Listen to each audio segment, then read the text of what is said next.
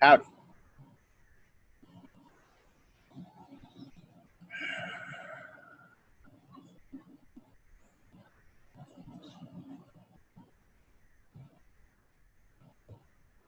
Anybody got life going on? Anybody? Has anyone found themselves just sitting in total immobile, eternal bliss with nothing happening in their lives since we met last? Yeah? All right. Well, you lead the fucking session. Hmm.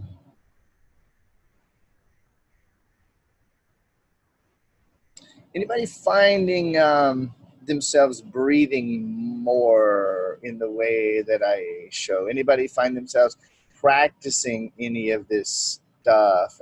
Okay, those of you that are doing that, is anybody finding life getting any more, you could say, easy or manageable or enjoyable or anything? Yeah, okay. Okay. Now, I want to respond to what Kate said. That's exactly how much you're breathing and applying. Because if that's exactly how life is going, then that's exactly how you're applying it, and that's not an insult or a compliment or anything like that. So every session, I come to you without a clue, and damn, shit gets awesome real fast. Today, I came to you with a clue, so I don't know how it's going to go. Maybe just call off the whole session. So I will tell you. Oh, Nathan is here. I was going to stall for a minute. I thought Nathan wasn't sitting with us yet. So today, um, I'll go ahead and talk about this for a moment.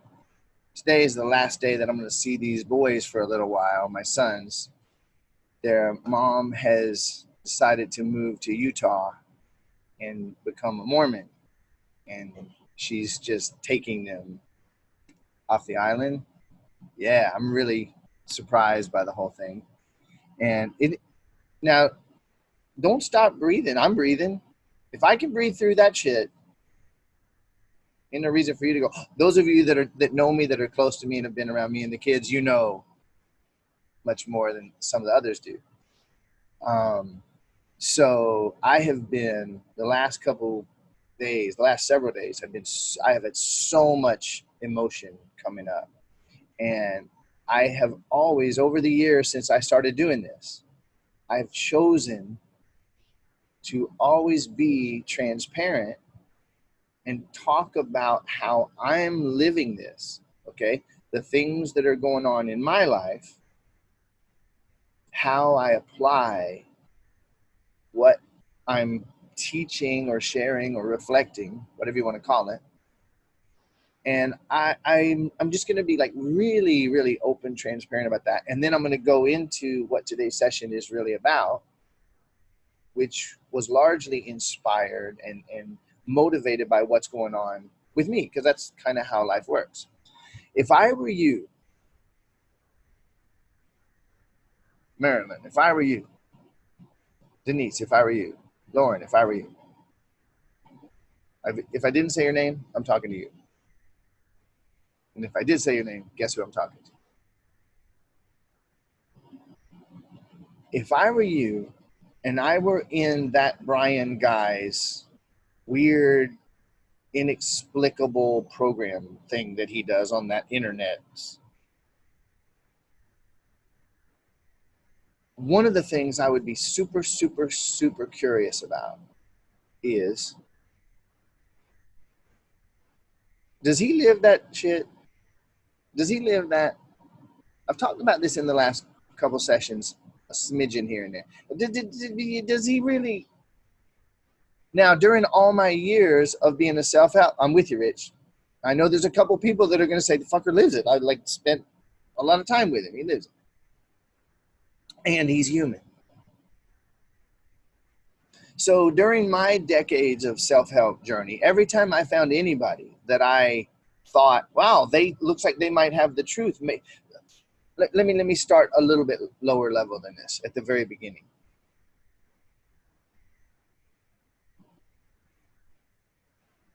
During my self-help journey, I wasn't I wasn't reading books and going to seminars because I had so much money and so much free time and nothing to do. I know there are people in that position. They're also suffering, but there a lot of people's self-help journey is, listen, I got nothing to fucking do. I got plenty of money. I got all this free time. I guess I could learn how to masturbate in Spanish, but instead I'm going to go, on Abraham-Hicks cruises, and I'm going to go to all these seminars and all this stuff. For me, my life sucked so bad, and I was in so much pain. I was in so much emotional, mental, and sometimes physical agony, financial pain, frustration, crazy as fuck. Either so filled with anger that I could barely control myself, and sometimes I didn't control myself, and it came out at the people closest to me, or so sad that I just wanted to go die. Some of you are nodding. Some of you might feel a smidgen of relief to, if that's where he was living and that's kind of where I've been living on and off, maybe he's actually figured something out, or maybe something he's doing is working.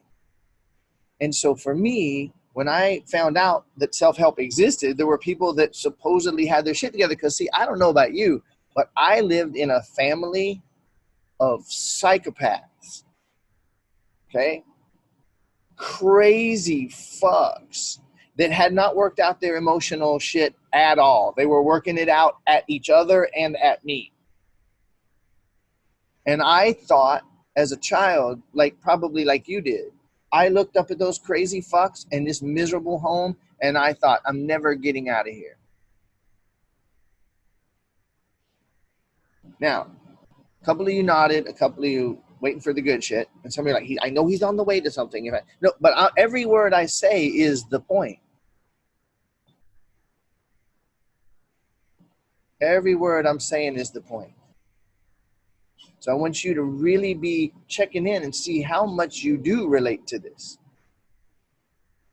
And then you'll see where I'm going will be even more there if you follow me.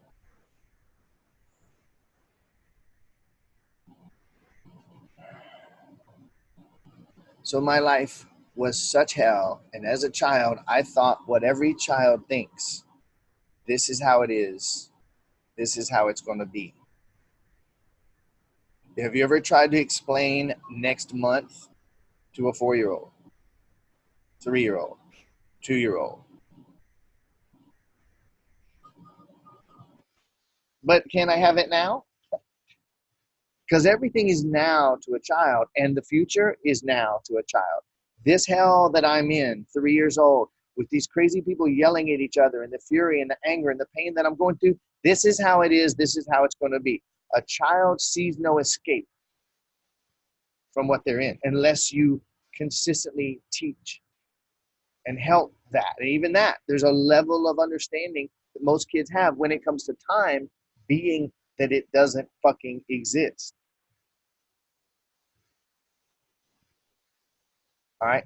Deborah just said, I'm always in fear and anxiety, especially around people. I know that that has been true for you. And that always is the exact feeling you had as a child. So one of the topics that I have kind of created a label for in my continuing attempts to express, I'm always focused on helping myself to be more free and the people who come to me to be more free. That's one way of summarizing my mission. Keep breathing deep and stay with me, because I'm going to fly around a rather large circumference today, hitting every point, and every point is the center. And what Deborah just said, I'm going over to that side of the sphere for a minute to touch it and show you how it relates to everything that I'm saying. One of the concepts in my ongoing attempt to explain and express the things that will help you the most, the things that will help me to express this level 5 reality the most effectively and most beneficially for you. One of the concepts that has come to me, I call it chronic habitual vibratory frequency. And it has to do with the ideas of vibration and raising your vibration, a lot of which is just stupid, worthless, law of attraction drivel. I mean, it's not worthless if you want to be stuck in self-help for another decade, but for someone who wants to be free, a lot of this fascination with vibration and the conversation about vibration, it isn't necessarily helpful, beneficial. What I'm talking about is chronic, ongoing, habitual vibratory frequency, the rate of state of vibration that you have been in chronically, ongoing, and habitually returning to. So I came up with all those syllables to say that. And what that boils down to is, and you can do your best to understand or disagree with this or wait for the good shit. The home that you were in was populated by yourself and one or more others. Did you notice that? As you were born, it might have changed. When you were 2, grandma moved in, and when you were 5, dad and cousin died in a plane wreck. So the characters in the house were changing, perhaps, for some of us. Overall, most of us had some degree of consistency of what was going on. Now, others of us might have gone from foster home to foster home to foster home. However, in each of those homes, there was a tone. There was a, so to speak,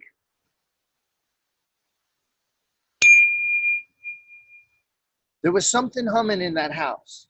And it had to do with the chronic, habitual, emotional state of dad. How was he normally feeling? And therefore, how was he normally acting? There was mom, and however she was thinking and feeling, and therefore how she was behaving and acting and speaking. And in that home, the mix of those frequencies of how everybody was chronically feeling and therefore behaving and speaking and acting, it created like a chord of tones. I don't mean that you could hear them, just to be clear, but some of you probably could. And basically, you found yourself coming up in that mix of notes. How many times a week, how many times a day did someone yell? How many times a day or week did someone call someone else a name? How many times a day or week did someone get just absolutely furious and break things? How many times a day or week did someone put someone else down, not in a playful way, but cruelly, viciously venting their pain? And what that mix of things did, what it does in a child is, it sets up the conditions for a certain set of feelings that become habitual. I don't know if you noticed it or not, but your mom wasn't, for the first 3 months, the queen of kindness. And then for the next 2 months, pure, unending Satan. And then for the next 5 months, there was some ongoing shit. You know what I'm talking about? Anybody? Anybody know what I'm talking about? Okay. Now, you in that home, in the mix of those frequencies, there were some feelings that were recurring for you, some of which were extremely intense. If you were abandoned even once when you were very, very, very small, and almost all of us were emotionally devastated by the insane medical system at our birth. So there's the beginning, ding, or maybe it's more like, bah. And then those ultra powerful, super intense emotional experiences in early childhood get replayed and replayed and replayed, because we're with the same family of fucktards emanating the same shit over and over and over. It's kind of making sense, isn't it? Like, oh wait, I can almost like this kind of explains some shit. Well, here, what if I told you that the things that you feel most upset about, even in the last week, I can't believe that she did that. It made me feel this feeling that I just the most upset thing that you have felt in the last week was the exact same fucking feeling that was running in your house that got into you as a child, and you have been endlessly creating circumstances that would give you the chance to feel it and heal it. And you keep looking at it and saying, they made me feel blank. So Deborah, when you said that, when you said what you said about always in fear and anxiety, especially around people, if you were to really check in, and you can do it anytime you want, if you were to really check in, and you all know who I'm talking to, if you check in on that feeling, and then you say, how did I feel in the most embarrassing, terrifying moment when I was at school and someone said, stand up and talk, and I said something stupid because I felt scared, and blah, blah, blah, and I felt so much anxiety, so much fear. If you check that feeling that you're feeling, that you say you always feel, I guarantee you it's the exact same feeling that you were feeling then. Guaranteed. Now, I don't know about you, but I will tell you, for me, I find this to be a very potentially liberation supporting awareness. How about you? Anybody? I don't know exactly what to do with it, Brian, but that sounds like something that makes sense to me. Shit, why ain't everybody talking about this? Those of you that are not on video, please get on video as soon as you can.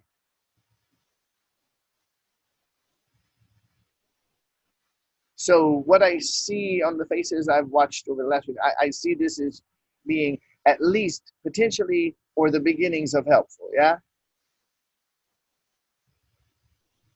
Yay! It's so good. And so we're endlessly living out our adult lives, doing everything we can to not feel the feelings, which must be felt in order for us to heal and become free. We're spending so much energy desperately, frantically, continuously trying to not feel the feelings that must be felt in order for us to, quote, heal and return to our free state. But that is nothing compared to how much energy we are unconsciously putting in to creating situations that will make us feel those feelings. So what? What? Wait a minute. What? So that means the infinite, unlimited energy projecting out of eternity into time and space, creating this experience that we're having of being alive. That infinite, unlimited energy. I see epiphanies sparkling on faces out there. Just keep breathing deeper and it'll get in further, and you might have some emotion come out and you might get more of what you want. The infinite, unlimited energy that creates infinite universes on in, inexhaustible light that's infinite love, projecting out of eternity into time and space to create infinite anything. It hits the mass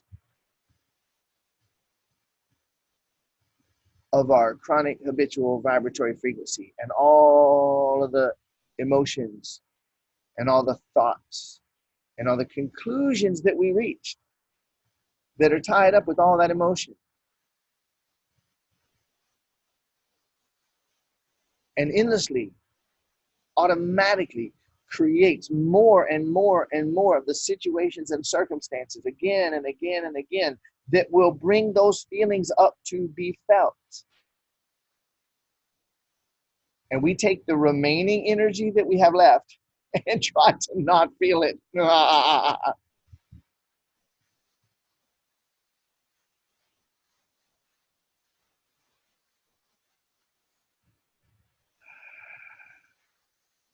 So Rich and Kate just said, my family doesn't deal with the anger that frequently comes up for me and appears to be my chronic habitual vibratory frequency.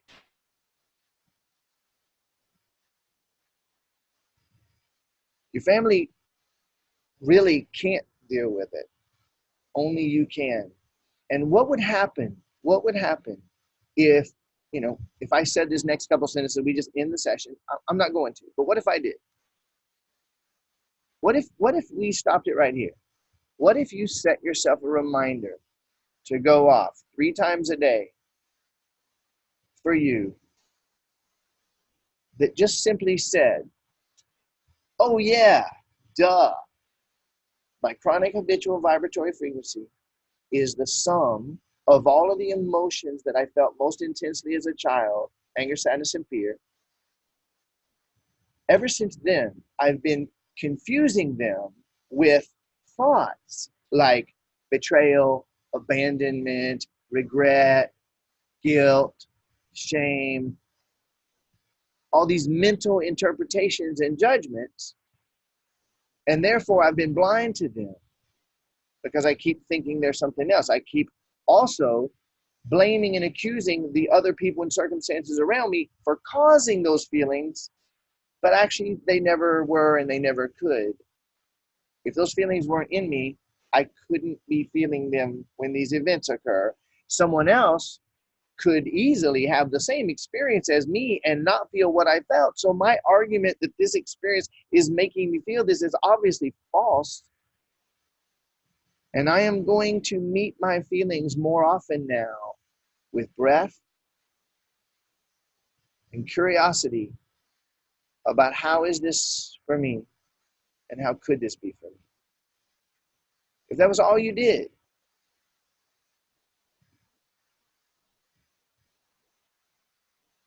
it would be enough. My ongoing efforts with you, my ongoing talking, endless talking, my ongoing reminders, and the program after program after program that I do is me devoting more and more of my awareness and ability and love and presence and time to helping you do that more effectively. Now, what if you stop right here, you're watching the replay. I know you are. Hit pause and then go back and watch some of the other sessions with this filter in your mind. How can I see and can I be aware that actually every word Brian's ever said was actually designed to help me do exactly what he just said right here? In fact, you don't even have to hit pause on the replay. You can just hit pause mentally right now while we're on live and go, wait a minute. What every word he's ever said to me, he just told me that all of it is designed for. Oh shit, that makes sense.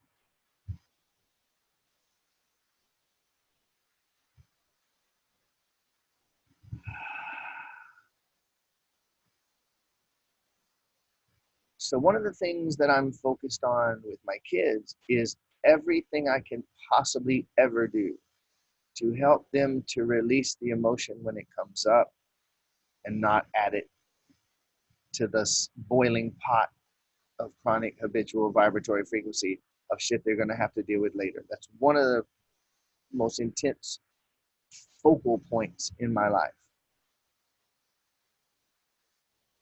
And I put time, energy, and focus into that. I was blessed a couple of months ago when 2 days before summer vacation, my ex messaged me and said, hey, I think she doesn't communicate with me. She has me blocked on all media where I can never communicate anything to her about anything ever. She messaged me, as she sometimes does, hey, I think you wanted more time with the kids. And by the way, I'm going to be gone for the whole summer. Bye. So you got them. So I was really blessed to have the last 2 months with my kids. So blessed. And then she messaged at the very end of summer, oh, by the way, I have moved to Utah to be a Mormon. And I'll decide what you're going to do about the kids, whether you're going to just ship them to me or whether you're going to have them for the summer, I mean, for the school year or whatever. So I got set up to have them for the school year. She didn't have a house or anything else set up there. And then she messaged me and said, "Oh, well, I'm just going to get them. It's for their own good. I want to get them away from you because you and your house are a toxic environment for my kids."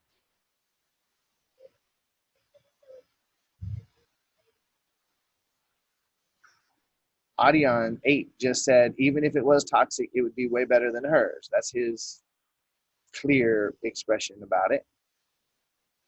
And what I notice is that she's blocked my communication for a couple years. For the last few years, I have communicated. I'm just listening. I'm being so transparent here, and I wanna say something. I'm not. I have zero desire to speak ill of her. Sometimes I feel like I want to fucking kill her, and the kids know it. I'm completely fucking honest about it. Sometimes I do. I feel so much intense emotion around this. The thing is, I keep reminding myself continually that this is happening for me. You understand? You follow? So now, let me see if I can hold all these threads together. So when I was on my self-help journey and I was watching these people that my life was an utter, absolute, total fucking train wreck, and I was in such suffering. Like, some of you can probably relate. Some of you might not be able to imagine being as deep in hell as I was. And when I would see those self-help motherfucking gurus, I would think, and I was immersing myself nonstop in self-help and spirituality. Wayne Dyer, Deepak Chopra, Greg Braden, Bruce Lipton. I was Krishnamurti. I was listening. I was buying their courses. I was a professional musician and I quit playing music. I quit listening to music. I just listened to self-help day and night. I have probably listened to more self-help in my fucking sleep than most self-help addicts have in their awake hours. No shit. I'm not joking at all. And one of the things I always thought was, are they living it? Are they living it? Because if they're not living it, then why the fuck am I listening to them? If their shit ain't working for them, why are they up there talking about it? And of course, I found out that the majority of them were not living it even remotely. It's one thing to watch The Secret 12 times and become a law of attraction expert because you have some business acumen. And it's a different thing to be living level 5 and applying it when life is going on. Is entirely different. And so I've noticed, as I've said before, Jill, Andrea, let me just look, Veronica, Samantha, some of the people that have come out and stayed with me here. And at the end of the first day, they say, wow, I got so much more out of the first day than I thought I could possibly get out of the 4 days. And they get so much out of the work. They get so much out of the work. And still, when they're leaving, they often say to me, I swear to God, I got more out of watching you live it than I got out of the work. And that's not saying that the work wasn't the ultimate. But it was watching you live it. It was watching you communicate from level 5 with your kids, with Dev, watching you navigate life. Okay? Rich and Kate, we stayed with them for weeks. And Rich has been 3 weeks. They saw it as much or more than anybody.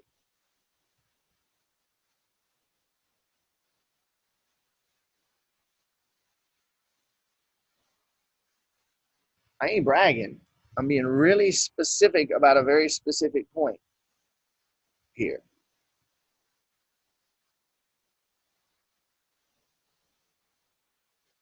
What I am going through with my ex I could very easily be pissed. And I have felt anger. I could very easily be sad. And boy, have I felt a lot of sadness. I have cried so many tears in these last couple of weeks, I can't even tell you.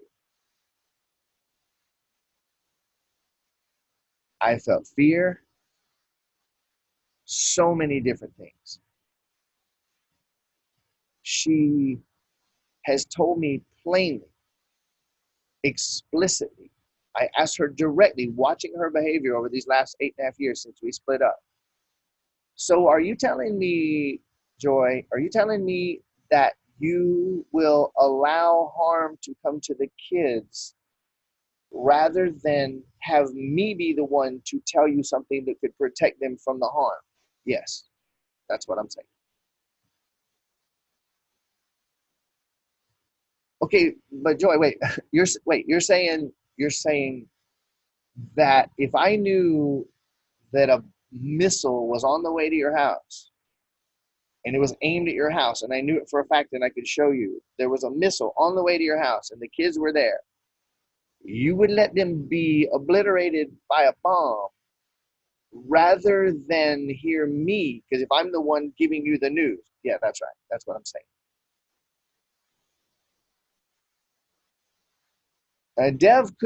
Dev trusts me hugely, and I don't think she really believed me 100% when I told her that. Like, maybe you're misunderstanding something. So she one day asked Joy. Joy said, "Yeah, that's my position." So I said, "Well, wait a minute, but you don't care? Like, I have these concerns about the kids. I don't want to talk to you about anything else. I only have concerns about the kids. I've given up on any other possibility of communicating with you, and unless something changes." But you don't want to hear anything. I'm concerned, like if I see something that might help them or might help you to have an easier time with them. No. And one time she said back to me, "Well, Brian, I got my own concerns." Hey, buddy, I got my own concerns about you. There's a lot of things that you're doing with the kids that I think is damaging and bad for the kids as well. And I said, "And you don't feel any desire to tell me what they are so that I can do better with the kids?" No. So we're thinking in literally different languages. One day when I messaged her about, probably for the 30th time, about one of my biggest concerns about the kids, she said, "I just can't comprehend why you need so much attention from me." And now listen, that I was a little weirded out there, and I really reflected on it, and I took a little while to realize what she was actually letting me know. She was letting me know that she doesn't hear anything I'm saying. She only sees someone trying to get her attention, and she can't understand why. And I know what she went through in her childhood. Adia, please come sit over here, darling. Thank you. I know what she went through in her childhood, so I understand. She hasn't done 5 minutes of inner work in her life.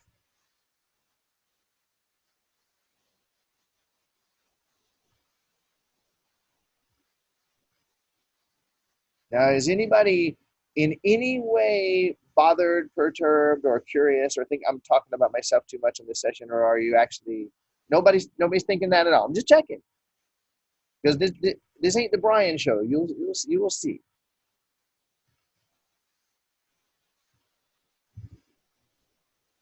So one of my main points here is, you're welcome. One of my main points here that I want you to know, you who are not living this program the way you could be,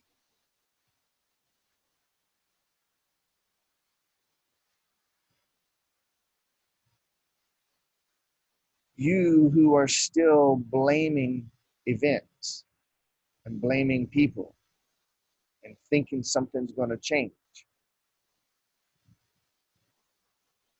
you who are telling me, Brian, I know all this shit already. There's nothing new in your program, but you're suffering like fucking crazy.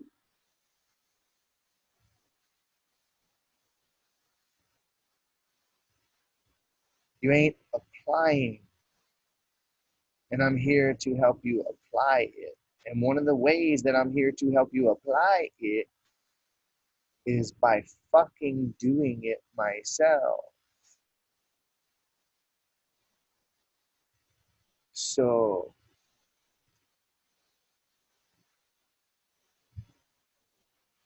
I'm with you, you're with me, most of us.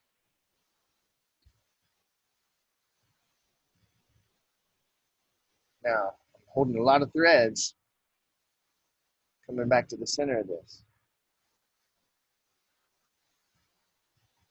If you see me living what I'm teaching and talking, if you see me walking what I'm talking, how about that?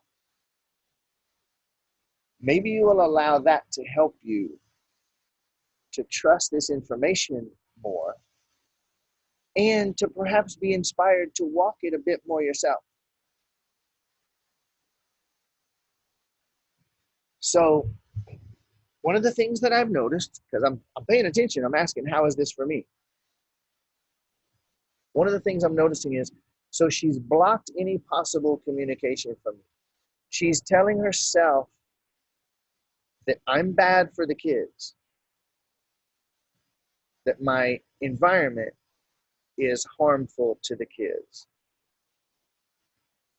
She prevents any communication that would cause her to see otherwise. You get that? The kids aren't allowed to talk about me in her house. She shuts down, shuts up, or walks away.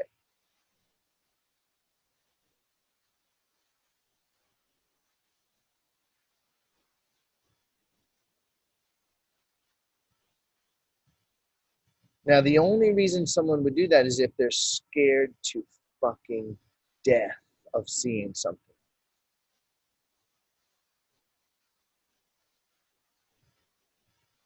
So if I were to drop level 5 for a minute and just speak absolutely human, I'd say this is the meanest, most hateful fucking bitch I've ever seen in my life.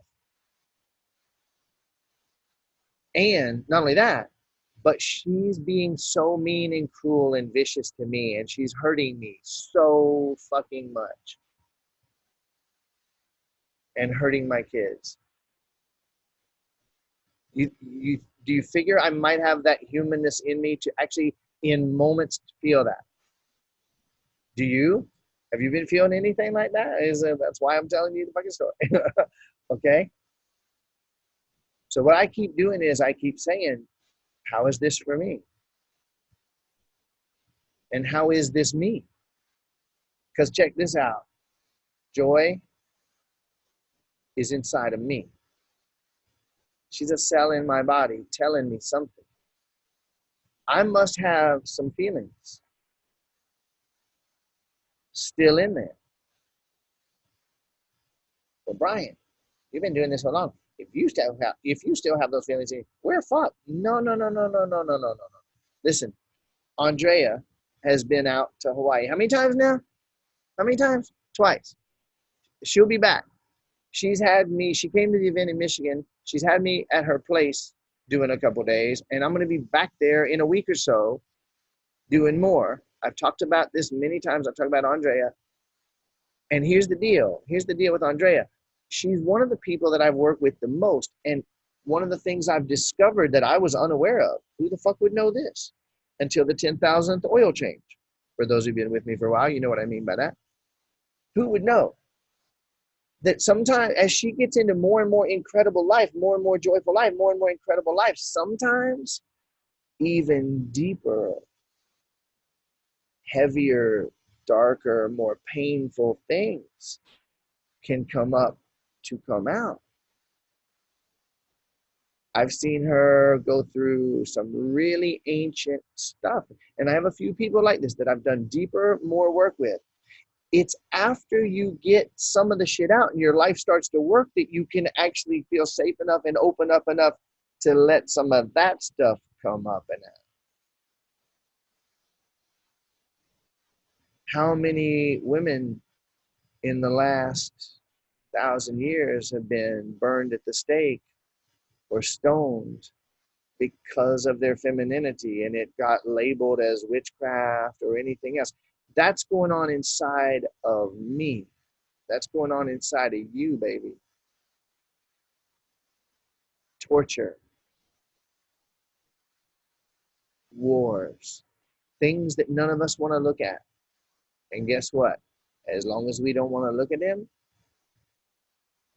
there they are, bubbling inside of us. So it's no surprise to me that I'm getting to face now some of the deepest pains. So I have a woman who literally is so terrified that she's actually much, much, much more of a man than she is a woman. Because this is not an insult or anything. When a woman, when a feminine being, especially a woman, feels unsafe, she retreats into her masculine to try to be safe. When a man feels super unsafe, he retreats into the feminine in order to try to feel safe. So you look at the behaviors of people and you can tell whether they feel safe or not. She acts way more of a man, an angry, hard man. I have a woman in my life who refuses to hear me about anything, can't hear me, has me blocked on all forms of communication, mother of my 3 kids, hates me,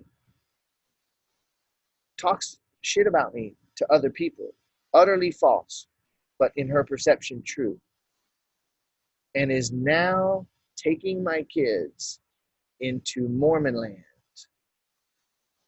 When we divorced, we had a really huge conversation. Neither of us would ever move off of this island until the kids were 18, no matter what. Okay? I'm no victim. Don't think for 1 millisecond. I'm no victim. It is exactly what it is, and it's happening. And if it's happening to me, then it's happening for me. So I keep looking, and then I go cry for a little while or a long while. And then I look at it some more. I let the feelings come up and out. I've been breathing deeper than ever, which is saying a lot. We're having to have extra air pumped into the house so that I can have enough. Just kidding.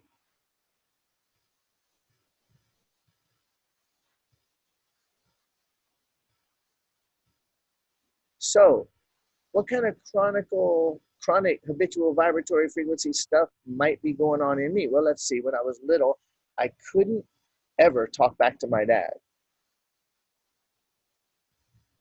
Ever. And we all know what talking back means. It means having an opinion that was in opposition to his. He had absolute free reign to say and do anything. We had no, it was not safe for us to say anything back. I couldn't be heard.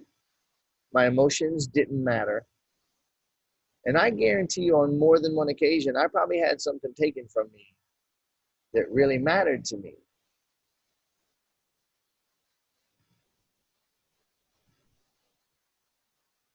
Breathe deeper. Some of you got some emotion rising up there. Breathe a little deeper. Let it come up and out. Yes, you.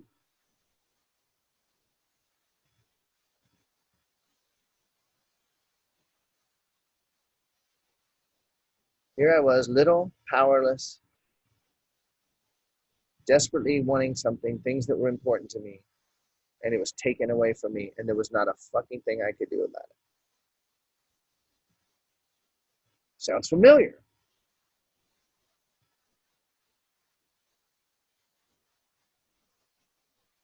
Now, as I look at this, one of the things that I see is Joy has she has no awareness of any of this whatsoever. But she didn't even know that she sent them to be with me for 2 months to get so filled with love and awareness and consciousness and understanding, to be shown a million times how important they are, how safe they are, how loved they are, how cared for they are, how everything they want matters to me, how every single thing they need matters to me, how everything about them and who they are matters to me.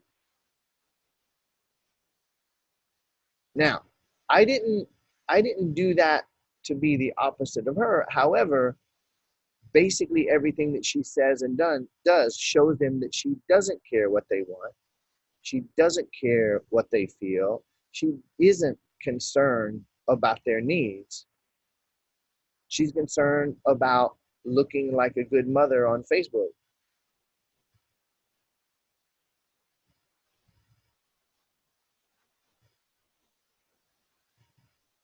So what she just did, her ploy to get these kids away from this bad influence,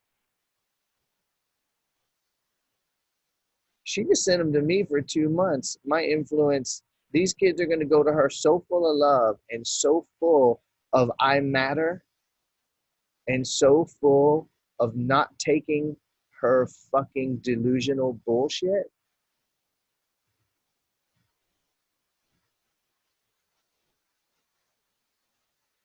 And when she's showing them that she doesn't care about them and doesn't care about what they want, doesn't care about what they need, and isn't interested in what they're interested in at all, they're actually going to resent her more every single day. And they're going to see through it so clearly.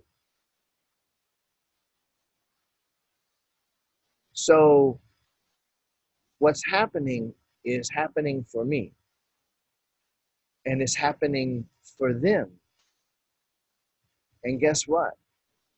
It's happening for her, because she's going to have three brilliant, spiritually conscious, love-filled little bright stars in her home, reflecting her unconsciousness back to her every second that she's around me.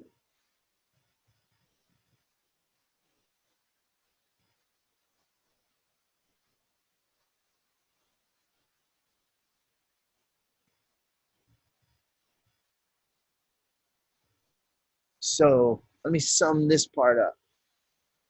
This has literally been, I have gone through more deep, deep, deep emotional pain in the last few weeks, couple weeks especially, than I have in the last 8 years. It's partially because, let me do my quotes, partially because I choose to continually awaken and release that which is not me.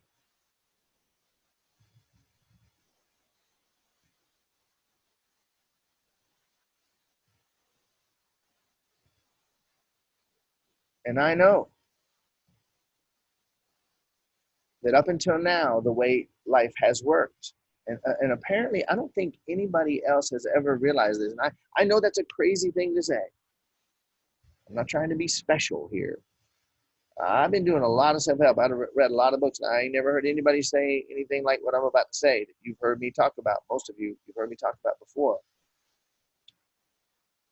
When one starts to take a step towards that which they really most want to experience, they rapidly come face to face with everything they placed between themselves and that.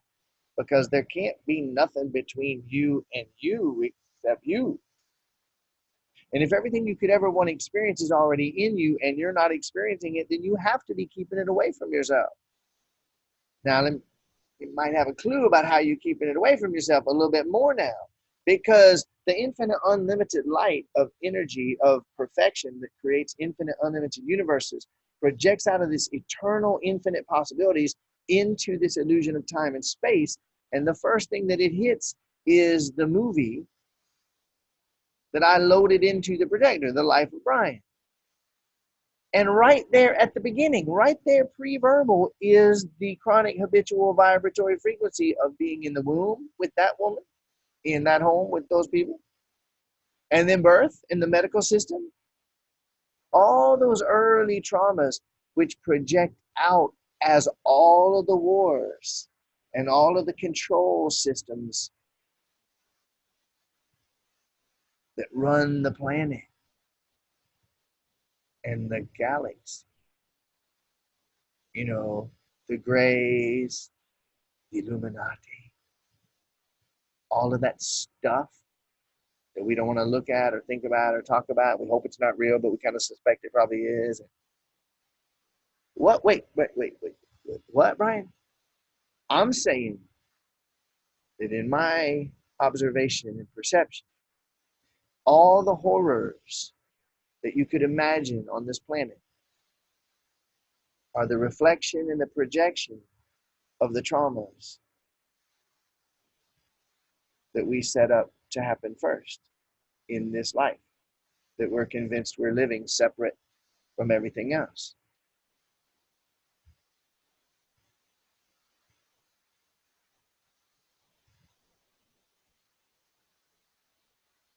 So to fear those things as external to you is to miss the entire point. You'll never be able to do anything about any of it that way. The way out is the way in. To continually ask, how is this for me? Presuming that it's for me. Reminding myself that it's for me. And at the very least, I think this is what we talked about last week. At the very least, the essence of how is this for me? So I can feel this fucking shit that I'm feeling right now and move through it. Unless I blame that hateful, cold bitch or those mean motherfuckers that did that shit to me, or the Illuminati, or my parents. If I'm blaming, then I'm pointing the finger at a part of myself and not knowing it. And I'm going to punish that motherfucker.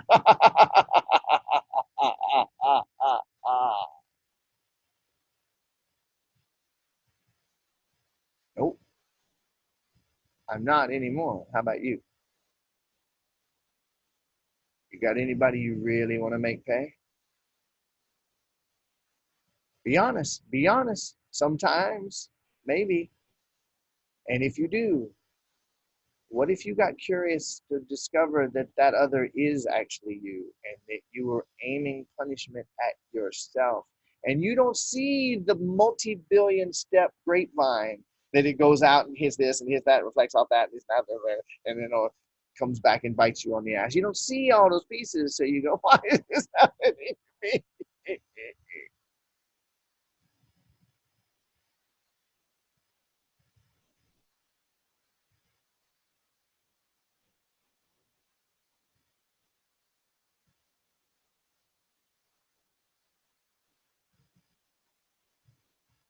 So I stumbled onto some information recently. I'm going to go a little further. This is totally enough for a session. There ain't no doubt about that. This is enough for 10 sessions. I'm going to go a little further. You okay with that? Audience like, fuck no. Could you please end the session and go take me to the beach? You hearing this? You get it, don't you? Could it be helpful?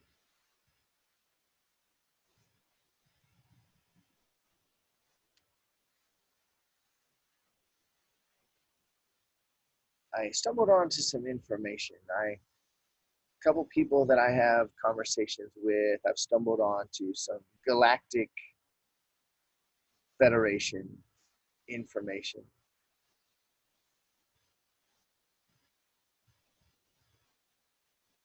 idea that the turmoil happening on the planet, different races, different alien species intervening, et cetera, et cetera, et cetera. I never really cared too much about that. I find it fascinating, and I'm not that interested in fascination. I'm interested in making my life work harmoniously, walking in sacred harmony with all my brothers and sisters and all of nature. And then if any of that shit's relevant, I'm interested. And I perceive myself reaching states of awareness and experience where I'm getting a bit more interested in some of that stuff. Like it might be becoming relevant for me. If it's not relevant for you, just hear what if it's relevant for you, if you're sure that it's relevant for you, remembering what I say, don't try to levitate until you learn how to sit up straight on the fucking floor without falling over. Don't go breatharian until you learn how to digest what you're fucking dealing with now. Okay, don't jump ahead and then have to work 10,000 more years to get back. If this is interesting to you, then you might want to make notes on this and dig into it. If you can honestly really feel it, wait, you know what?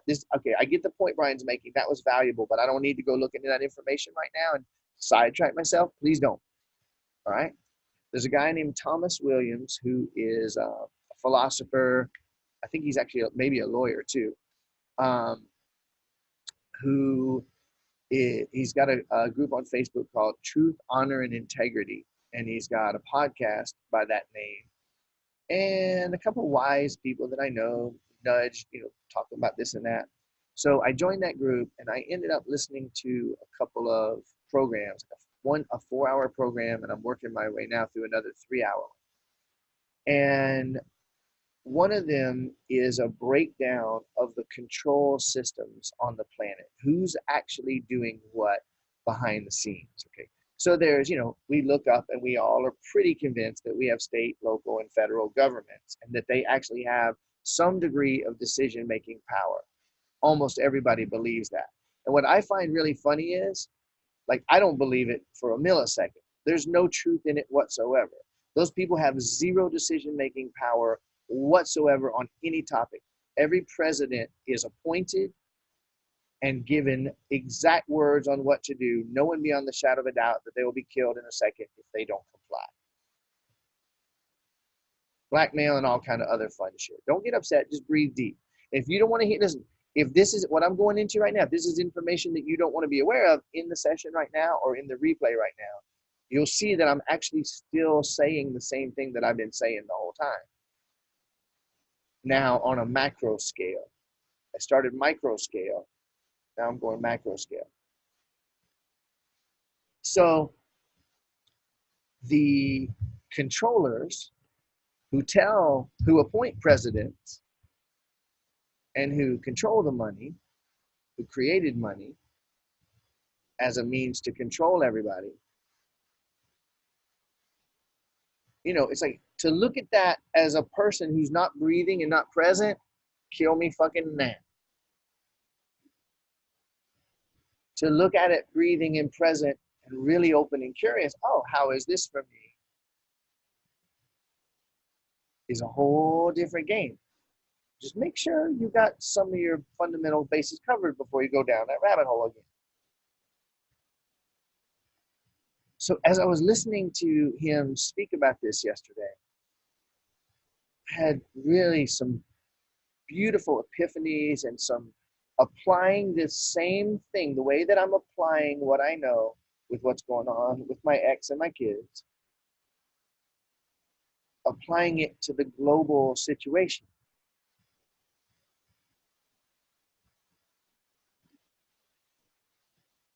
People endlessly passing laws that like Congress doesn't read, the Congress of the United States, those people don't read 90% plus of the laws they sign into effect. They don't have any idea what's there. Epstein coming on the scene.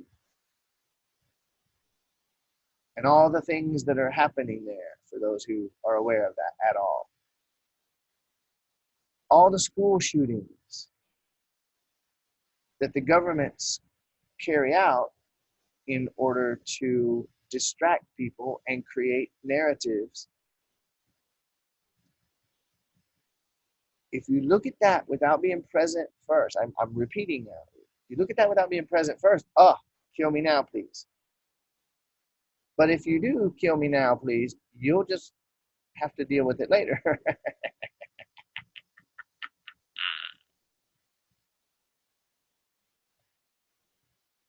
So to look at all those rabbit holes, and who can you believe? Because every time they want to force something on us, they create the problem, then they announce it in the news, and almost everybody that even knows better falls asleep again. It goes, oh wait, now look, now the news is reporting on the deep state. They're finally reporting on the deep state. It must be coming to light. No, it's still the fucking mainstream news. They just are ready for you to know that now, because they're going to have another savior that they're going to bring on the scene, and you'll think that you can follow them. And he said something, I've heard it before, never like this. Quit hoping and waiting that there's going to be a fucking savior, because if there is one, it's almost definitely that it was manufactured for you by them to fool you too.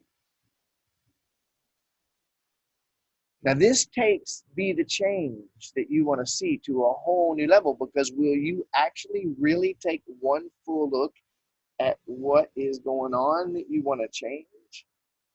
The level of personal commitment to presence, to personal responsibility that is required to face everything you've created.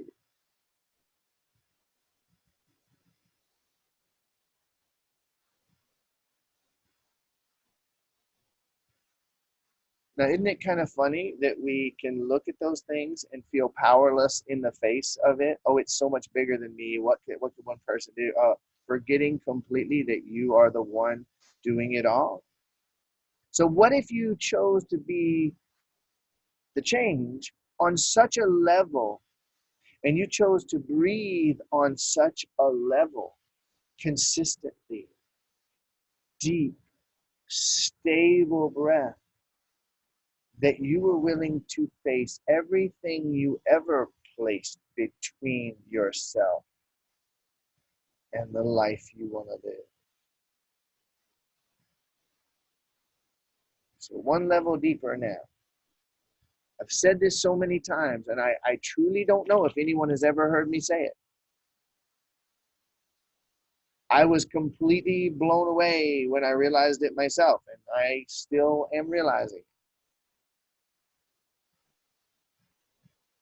When someone decides to go for what they actually really want, they come rapidly face to face with everything they placed between themselves and that.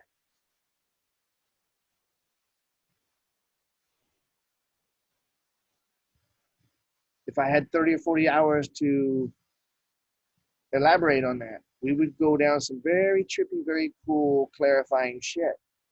Or you could just breathe deep enough and let yourself get it. I believe you can get it.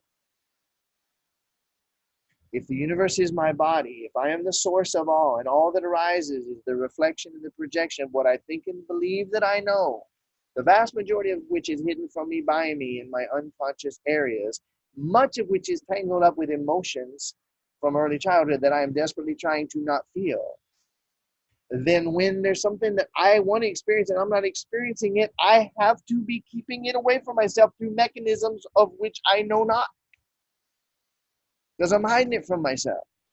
So really, in a way, then the question might be, am I ready and willing to face myself?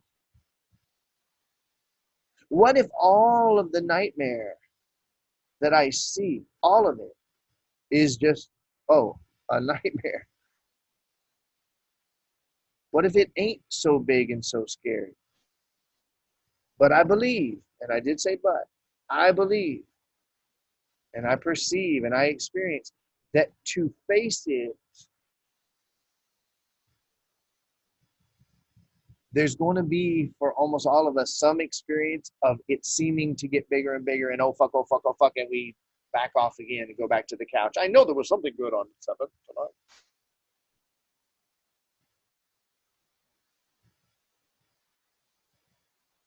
You guys want to go watch a football game?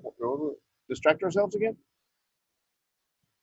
So rather than daring to go face all this shit, maybe if you would first become present and breathe yourself into the most stable state of awareness and consciousness and confidence that you could be in on a daily basis. You know, little things like breathing enough, drinking enough water, giving yourself adequate nutrition so that you can fucking sit up straight and function and digest what's in front of you first. Then you expand to digest more and more of it. And piece by piece, the pieces of the nightmare get seen for what they are, and you find yourself suddenly in a happy dream that you can choose to awaken from if you want.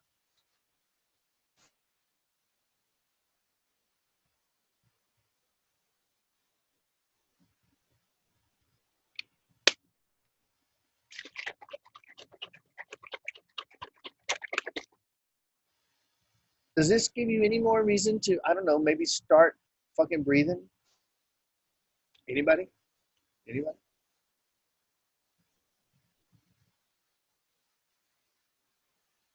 Because you can keep pushing those things that you believe are inevitable. You can keep pushing them away and delaying that which you believe is inevitable, can't you? Good at that shit. So I view what's going on with me enjoying the kids as something that I must have believed was inevitable. Now, if I fight it or I fight her, I make hell for myself. If anybody in this world ever had reasons to fight against an obvious, insane injustice, right? I am so fucking right. Fuck you. I am so right. God damn it. I'm so right. Doesn't work. I watch my kids sometimes yelling at each other or really trying to overpower the other with their position. Nobody gets heard. Everybody ends up more pissed off than they were when that happens. If one of us says, I will be the one to stop. Yes, I might have anger come up. I'll get through it. Yes, I might have sadness come up. I'll get through it. I'm going to be the one to stop and seek to understand.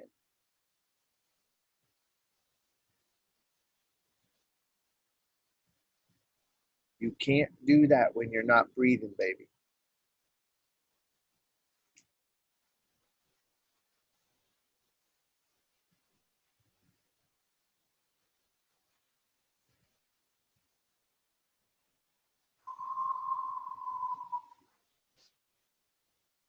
I'm almost done. The misunderstandings that happen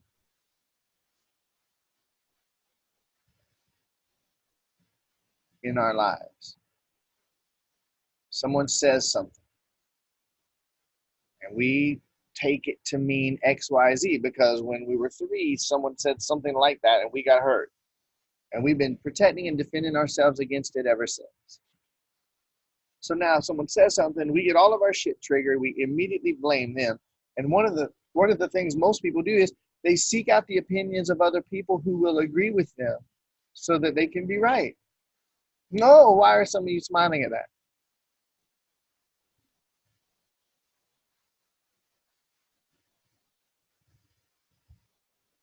In a minute. In a minute.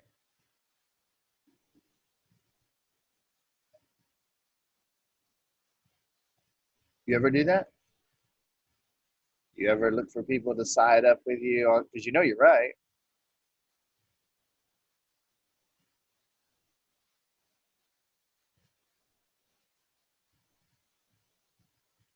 I'm telling you, I couldn't be more right in this situation. I could not be more fucking right. And you know what that's worth? A little tiny bit less than that.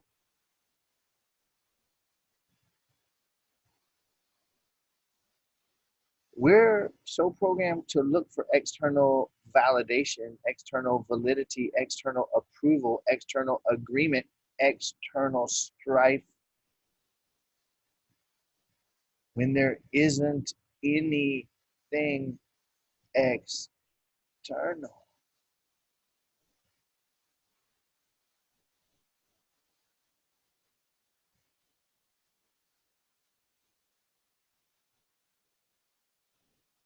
One of the things you might notice is, holy fucking shit, I have got this idea that there's nothing external about as many times as I've lost it.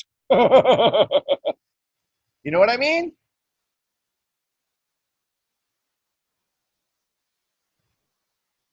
That's some fucked up funny shit right there.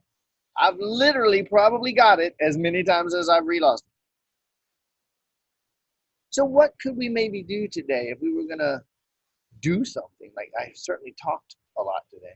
If we were gonna do something other than breathing, which we're gonna all be doing way more now, I have an idea. And we'll do it now. And then I'm gonna really encourage you to do this on the replay. So if you will, just close your eyes and breathe for a minute.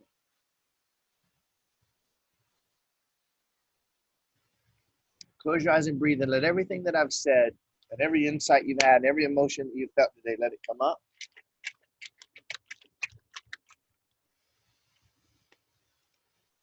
Feel, let everything I've said come up, and then just be curious for a minute.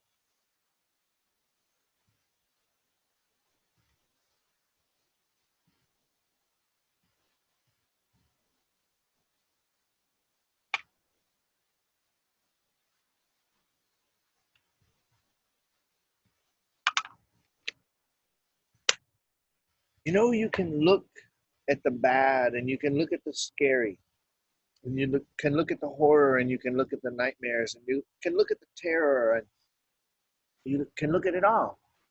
And you can also now ask a new question. What what talents might I have that I've completely forgotten and buried? Like as I look at my chronic habitual vibratory frequency and all the things I've been preoccupied with my whole life. Breathe deep, straight spine. As I look at my chronic habitual vibratory frequency, I look at the situations in my life, and I look at the unfairness and the injustice. And I look at all those things. I look at the bigliness of all the horrors and the Illuminati and maybe aliens, and maybe the aliens that are going to come are going to destroy us all, or maybe they're going to come rescue us all, or maybe it's going to be half and half. Maybe artificial intelligence is just going to take completely over, and we're going to all turn into plastic replicas of ourselves with no souls. And all the horror and all the nightmare and all the scary fucking who knows where this shit's even going. And oh my God, the money crisis. And you know, man, if the shit hits the fan and the money stops or the power goes down and everybody in my town's going to be killing each other, and it's going to nightmares and horrors and all the fucking shit I don't even want to look at or think about. And sometimes I don't sleep as well at night. And if I look at all of that and I say, what if there's nothing external? What if all those events and ideas are actually inside of me? And what if, while I've been so preoccupied with all this stuff, what what what talents might I have that have been deeply asleep inside of me? And I don't just mean the ability to play the fucking guitar or chess or something. What talents inside of me? What attributes What senses might be in me available to me, and I was literally conditioned to never look there. While the news had me looking at this and that and this and that, and the bad guys and the saviors, the bogeymen and the problem solvers, problem agitate solution again and again and again and again and again. What if all these years that the media and the movies and all the shit that I created to perpetuate the illusion of the nightmare, what if it was all me? And what if I have as much power to turn this universe into radiant bliss as I do to create a universe of endless suffering? What talents and attributes and aspects might I actually have available to me right now to tap into? How would I feel if I literally knew that I could undo these errors of perception rapidly? I could twinkle my nose or wave my magic wand or snap my Thanos finger and thumb, whatever. What if I had the power in me to literally change anything? And what if it was actually available to me right now to create the universe that I want to live in? I mean, am I willing to admit that maybe I've been creating the universe that I've been getting? I keep talking about it. I'd love to be on those sessions where Brian talks about it. I'll be goddamned if I've done anything about it. But today, what if today I were to begin to uncover and open and welcome some of those talents and aspects and attributes and abilities that have laid dormant in me, that went to sleep in me when I went to sleep? What if I'm more able to create the life and the body and the health and the business and the wealth and the communication and the abundant experience and the universe that I actually want to live in? What have I been hiding from myself? Every time I looked at what they did to me, I made myself unable to see how I was doing it for me. Every time I told myself the story of how they did it to me, I literally was looking in the opposite direction that would guarantee that I couldn't possibly see how I was doing it for me. Is today the day that I will turn and look with love on my creation and forgive it all?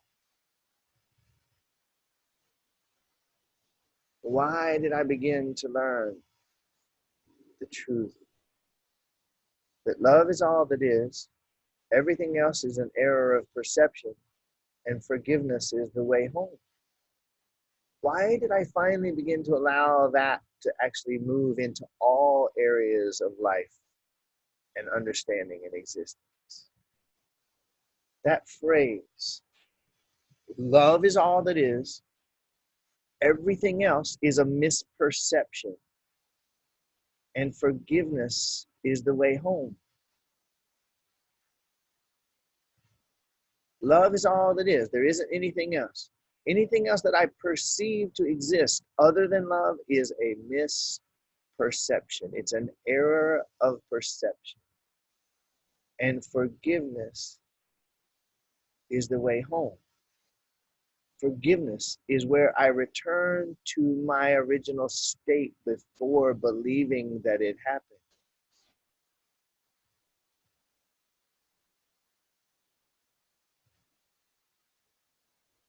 And when I am in a state of absolute unconditional love and absolute forgiveness, none of it happened. None of it happened. Grace. What if grace is one of my attributes? What if it's not just a Christian concept or some religious idea? What if grace is the awareness that nothing has happened yet? I'm in a state of perpetual, eternal innocence. And I offer that grace to all. I recognize that that grace is in all. And suddenly a war stops. Suddenly water starts to flow in a place where people were really thirsty.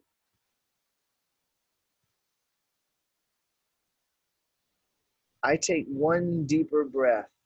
I calm down one speck, and five houses over, a dad lowers his hand when he was about to slap his kid in the face. I breathe a little deeper. I calm down a little more. And instead of talking over my brother,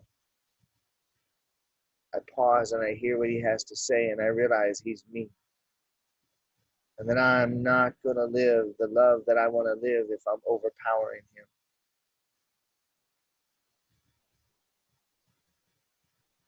I breathe a little bit deeper. I straighten my spine so all my nerves are conducting, and I begin to remember that it's all me. I breathe a little bit deeper. I calm down a little bit more. And I see the headlines and I say, how is this for me? What do I prefer? What aspects of me have I hidden from myself, which can change everything? What powers, what abilities, what capacities and capabilities exist within me that I had completely hidden from myself and forgotten? And I set up all these control systems to guarantee that I would always be in a state of agitation trying to solve problems rather than realizing that I'm creating these as gifts for myself. What awarenesses and insights and epiphanies and abilities, strengths, attributes, and aspects are in me and available to me, ready to be reawakened and reignited right now to begin to experience life in a completely different way. And why is it that I realize like never before, yeah, we can end this session, I can say, oh, that was amazing, nothing's going to change. Why is it that I realize that I was the one choosing that every fucking time? And that I can actually choose differently this time. And if I don't, I give myself grace for that. And suddenly I find myself able to do it.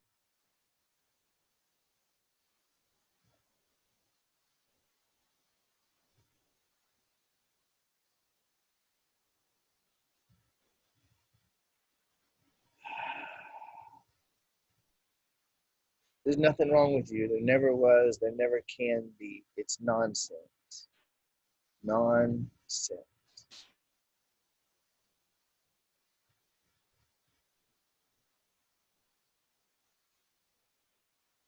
Take a slow moment.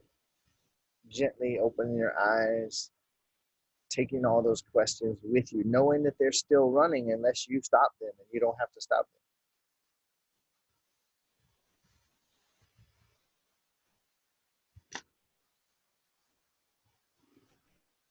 Somebody wanted to say hi to everybody.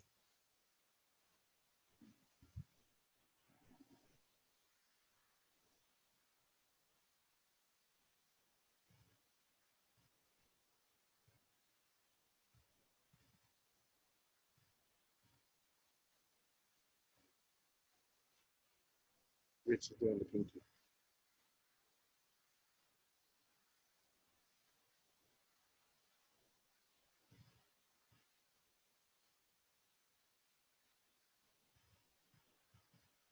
I love you. I'll probably see you next week.